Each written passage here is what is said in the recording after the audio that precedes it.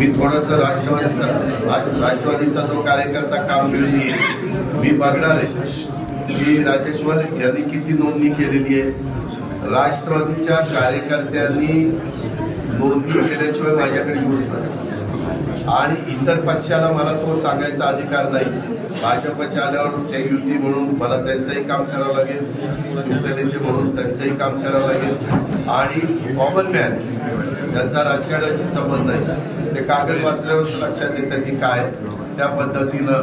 पण संघटनेच्या कार्यकर्त्यांनी मी जसं सकाळी लवकर उठून कामाला लागतो आणि उशिरापर्यंत काम करतो आणि भावना चांगली असते त्या पद्धतीनं तुम्ही पण मला साथ द्या, तुम्ही पण मला सहकार्य करा आणि बीड जिल्ह्याच्या बद्दल जी आज बदनामी काही जण सातत्याने प्रिंट मीडियामध्ये इलेक्ट्रॉनिक मीडियामध्ये करताय ते आपल्याला सगळ्यांना मिळून जायचं आहे.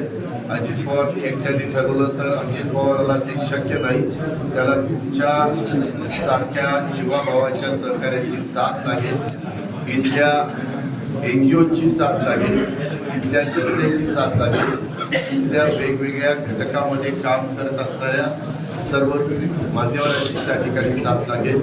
ती साथ द्या. इथं आल्यानंतर आपण जे प्रेमाने स्वागत केलं त्याबद्दल आपल्याला सगळ्यांना धन्यवाद. आपले सगळ्यांचे आभार.